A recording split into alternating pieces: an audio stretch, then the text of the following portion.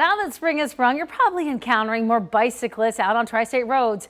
But how prepared are Ohio drivers to deal with cyclists using their lanes? Our series, Move Up Cincinnati, tackles issues of growth in transportation here in the tri-state. WCPO transportation reporter Pat LaFleur takes a look at what's being taught and what's not to drivers young and old here in the Buckeye State. We're all familiar with the phrase share the road, but how well are we actually taught what that means?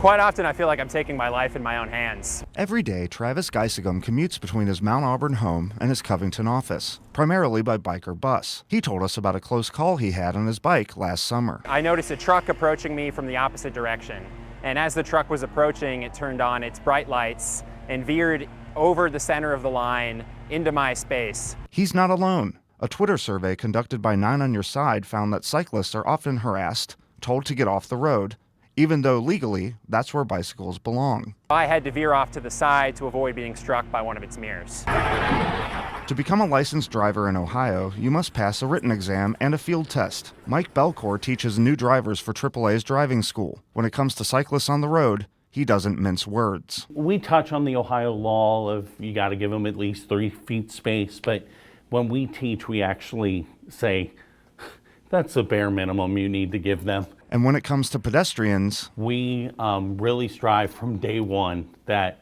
pedestrians have the right of way. But the fact remains, not everyone has the chance to learn from AAA. Some only have access to Ohio's driver's manual, which devotes only a quarter of a page out of more than 80 pages to sharing the road. I think there are a lot of tunnel vision in the cars. And for some, it takes a close call to drive the message home. I think there's some people out there that what drives the nail in the coffin is the first time you're in that close proximity. For Geisegum, though, it goes a little further.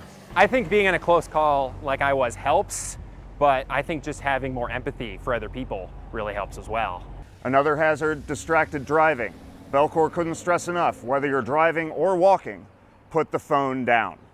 Reporting from Shortvine, Pat LaFleur, 9 on Your Side. All through 2019, stay with 9 on Your Side for special coverage of topics dealing with growth and transportation. Again, we're calling the segment Move Up Cincinnati. We have a team of reporters covering this topic on air and online over on WCPO.com.